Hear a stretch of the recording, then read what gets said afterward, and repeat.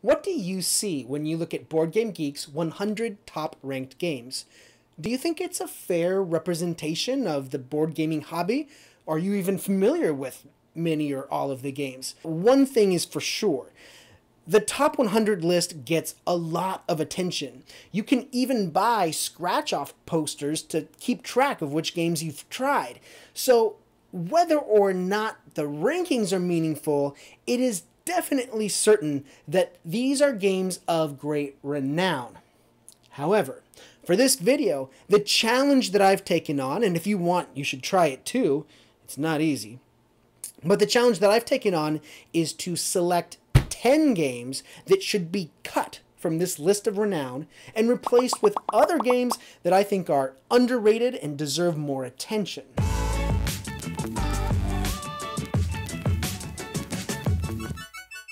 There are 3 criteria for this list.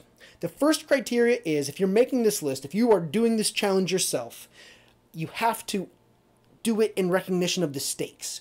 We are not adjusting the list. We're not saying, oh, well, you know, Gloomhaven doesn't deserve to be number 1. Maybe I'll just drop it down a notch. No.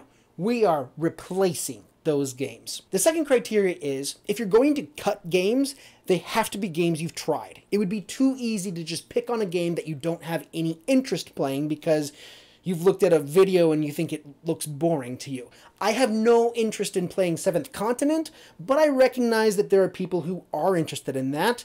So to make the list fair, I've only selected games that I thought would be cool and have either gotten old or just were never interesting in the first place. And then lastly, for this video, I have to deliver only new content. It would be too easy for me to tell you that Terraforming Mars should be replaced by Cryo.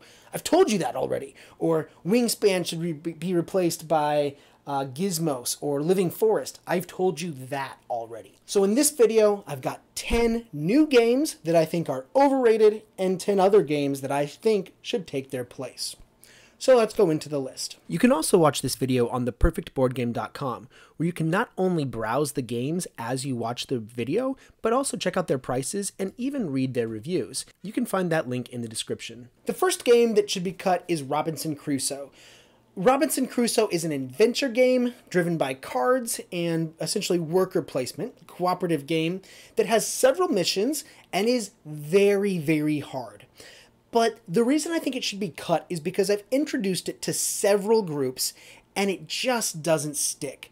It's got a lot of things to read, a lot of moving pieces, and it doesn't feel like a game. It feels like you're sharing a choose your own adventure. But most importantly, no one I've introduced it to has really gotten into playing it. And that's probably the only reason I need. If people don't want to play it, it doesn't belong on the list of top 100. Now, the game to replace Robinson Crusoe, I did not select an adventure game, but I did select a cooperative game, and I definitely selected a game that is more fun to introduce to new people. It is called Paint the Roses. And it just came out this year. In fact, this is a Kickstarter edition of the game. And it is a deduction game where players work together to, well, thematically, they're trying to race the Queen of Hearts, the Red Queen, from beheading the gardeners in the Garden of Roses from Alice in Wonderland. But mechanically what they're doing is players are taking turns placing a tile in the garden, and then after a tile is placed, based on its relationship to the tiles that it's adjacent to, other players are trying to guess what their card is. So it's a cooperative game, but one thing that it does that I really like is it gets over the alpha player. I found with Robinson Crusoe that I was constantly driving the gameplay. People would get lost in the rules. This game, so much easier to explain, a very brilliant deduction mechanism, and most importantly, people liked playing it. So I think this is going to be a very hot game moving forward as more and more people find out about it. Paint the Roses. The next game that I think should be removed is a game whose publisher is overrepresented. It's Garfield Games. They have Paladins of the West Kingdom, Architects of the West Kingdom, and Vikings of the North Sea. And all of them fall flat for me. The one that I am electing to remove is Architects of the West Kingdom. It's basically a worker placement, but instead of the kind of worker placement where a player blocks you from taking a space, more and more people can use the same space, and it even becomes more powerful as more people go there. But then the catch is, one of the spaces is like the police, and they take people from a space and they throw them into jail. And so you have to get your people out of jail. That idea, it sounded so very interesting, and I don't want to say it's bad, but it was so dry. It wasn't exciting for me. There was less tension, and it kind of feels... I wasn't excited to throw people into jail. But anyway, the game that I would replace it with is another worker placement, and I don't understand why it's not on the top 100 anymore. It definitely used to be. It's Russian Railroads. Now, here's the cool thing about Russian Railroads, is that, like, this month, this is August, Ultimate Railroads is coming out, and Ultimate Railroads is Russian Railroads with Asian, American, and German railroads, which is 3 additional ways to play. Basically, this is pure worker placement.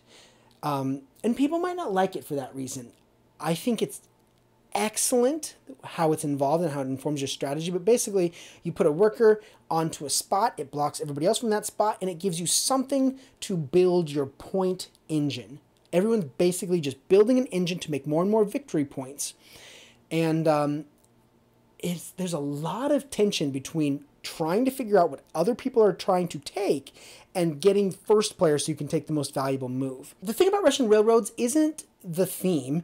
It's actually thematically pretty weak, but the tension in the action selection is very, very present. And I love the purity of this worker placement game. So that's why I put Russian Railroads on this list. The next game is an abstract strategy game that's very popular, and it's very interesting. I was so intrigued when I first learned this game, and as I played it more and more, I very soon realized that you can only get so good at it before winning or losing just becomes a matter of the luck of the draw, because the game is Tigris and Euphrates. Tigris' Euphrates is another area control game, but each time you place a tile, you're basically drawing them. So you can get a color that you really need or something you don't need. You have to mitigate for bad luck, but I feel like it plateaus at one point. And for a strategic, abstract game, it would be better if you just excluded the element of luck. The game that I suggest we replace it with is exactly that. It's the game Santorini. Now, in Santorini, you are building towers. You're building little cuboidal towers, and they go up to a height of 3. And on your turn, you have to move your worker into an adjacent space, orthogonally or diagonally, and then build with that worker into an adjacent space, orthogonally or diagonally. And you can build blocks on top of blocks. And when you can move up. You can move at least up a maximum of 1 level. The objective of the game is to get onto the 3rd level. And you have to do this by blocking your opponent and cleverly moving your pieces around in order to kind of gain an advantage. Much like chess. In fact, the game feels very much like chess. But it is simple, easy to learn, extremely elegant, and once you've learned the base game, you can add in the god powers, which give you special abilities to make the game a little bit more interesting. This game should always be on the top 100. So, Tigris and Euphrates, you're out. Okay, the next game is a game, I don't know what else to say about it other than I just thought it was boring and thematically dry. It is a game that I played once, and I just don't want to play again. So, reason enough. Grand Austria Hotel. I didn't like it. I'm not going to go much more into it than that. I think it should be replaced by one of the best games ever made, Shakespeare. In Shakespeare, you are putting on a production for the Queen. And the way that you put on this production is you have to cast actors and stagehands. And each actor and stagehand gives you an ability to satisfy the different objectives in the game. So you're building a set, you're making costumes, you're dressing the actors, you're getting victory points for doing these things, but most importantly, you're trying to satisfy the Queen.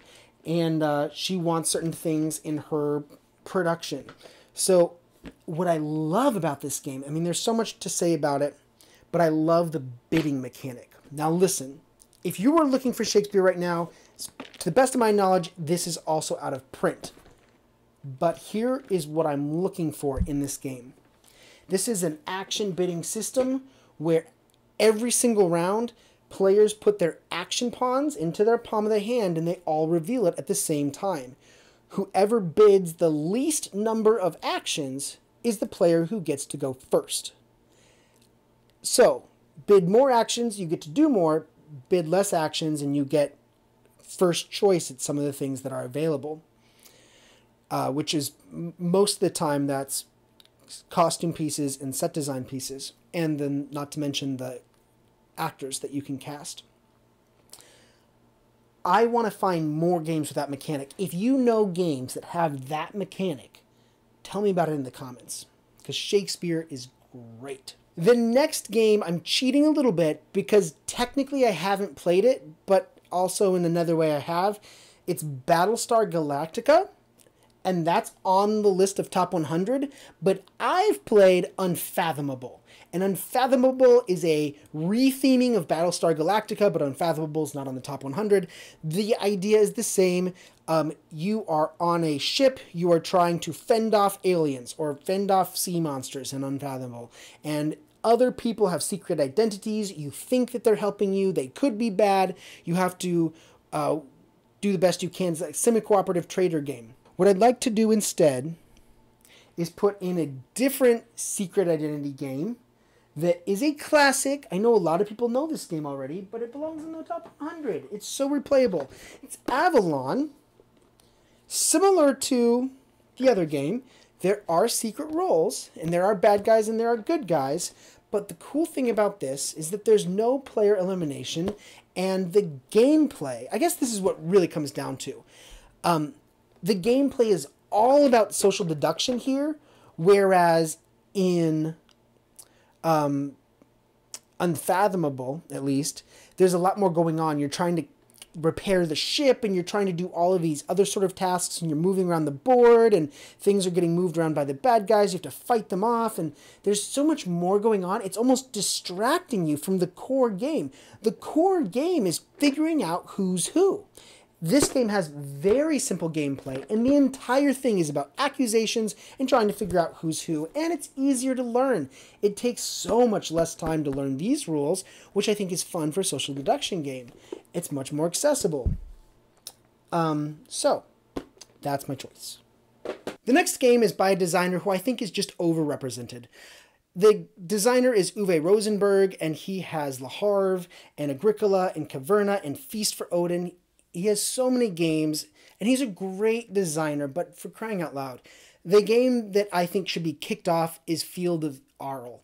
I played it with my friend. We both thought it was just trading abstract things for more abstract things. Like, oh, I want to get 3 wheats for a stone, and then I can trade this for that, and trade. It was so abstract and like just ridiculous.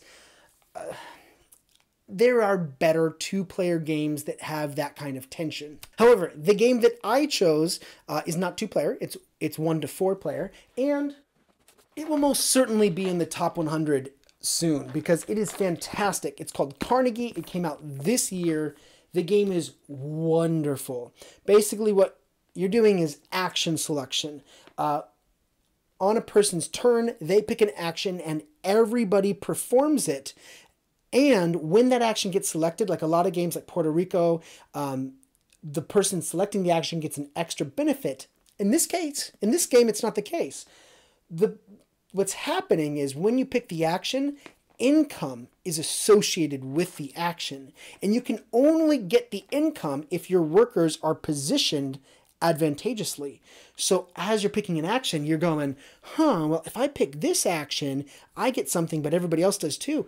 But if I pick that action, I get something and nobody else does. It's a little worse for me, but I think I'm going to do it just because I'm going to take the advantage that I have being the person choosing. So you're always trying to anticipate what other people are going to do so that you can take that income when they choose that action. It is so much more involved. So I think this game is brilliant. I think it's due to be on the top 100. It's just going to take a little bit of time before it gets the ratings. Carnegie is amazing. The next game is Pandemic Legacy Season 1.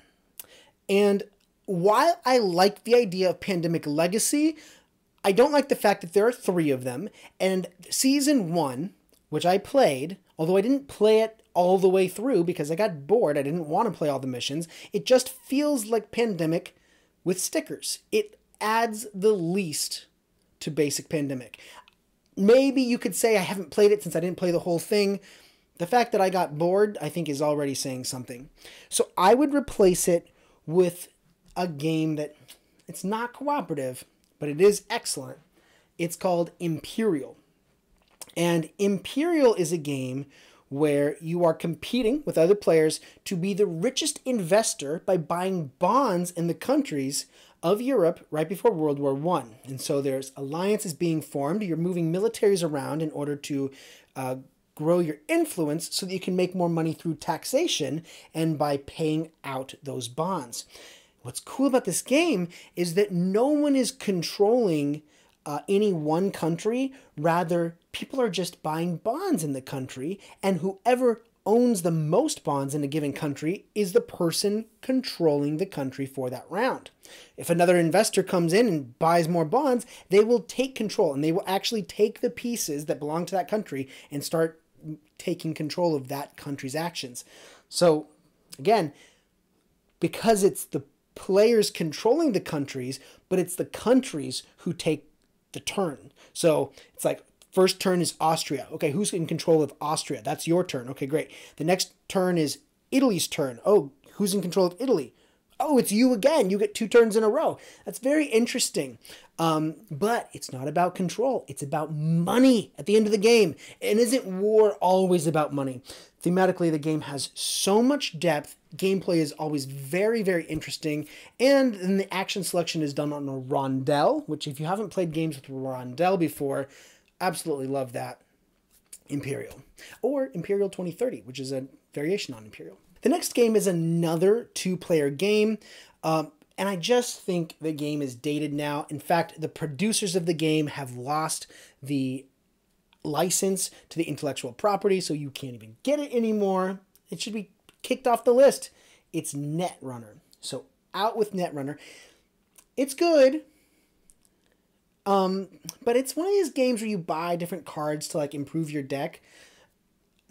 I feel like a trading card game is not a board game. I almost feel like it should be disqualified just because of the type of game that it is, but it's still on there. I think it should be replaced with Watergate. So Watergate does a lot of what Twilight Struggle does. It is reenacting some history, and every card that you're playing has 2 effects. One is the influence that it provides, and the other is the event. But what you're trying to do is either reveal the Watergate scandal because you are the journalist, or you're trying to conceal the Watergate scandal because you're the Nixon administration. And so you're taking turns either getting closer and closer to revealing or blocking more and more paths off. So I like this game. It's not very long. It's strictly 2-player. It has an excellent rule book with pages and pages of information about the real Watergate scandal. I love games that have like historic theme to them, and I really like the tension that builds as you get closer and closer to achieving your objective. The game Watergate. The last 2 games that I want to replace are games that I truly think are terrible. The next one on this list is Quacks of Quedlinburg, and I have this game. I have this game that I don't like. Ugh. Okay, let me describe it to you. You know when you see people doing the lottery and they're like turning the little cage like bingo and they're taking the little ball out and they're saying what the number is? Like that's what this game is. Everyone's just doing their own personal lottery, and then at the end you find out who scored the most points. Now, that's not really what it is. It's not lottery. You're pulling ingredients out of a bag, and then you're putting the ingredients in your pot. So that this press your luck thing, you can continue, or you can decide whether you want to continue drawing from the bag or if you want to stop. And if you get too many bad ingredients from your bag, then your pot explodes, and then you have to stop your turn. But, oh boy, this is not a game. This is playing bingo. Everyone's just playing bingo by themselves, and at the end of every round, it's like, oh, how many points did you get playing bingo? Total luck involved. There's the illusion of choice, like you can pick stuff, and you pick the things that you put back inside your bag. I'm so irritated by this game. Why do I own this game? I own this game for my children. My children love this game. It's a popular family game. Whatever. Here's what I think you should play instead. Escape the Curse of the Temple. Escape the Curse of the Temple is a cooperative dice rolling game. See, it's got luck too. I tried to pick a luck game to replace a luck game. Escape Curse of the Temple. What players are doing is they're rolling dice. They've got their little explorers on these temple tiles, and the edges of the temple tile have icons on them that show you what you need to roll in order to open the door and go to the next tile. And what you're trying to do is get out of the temple. So you keep revealing more and more tiles, and you're doing this by rolling dice.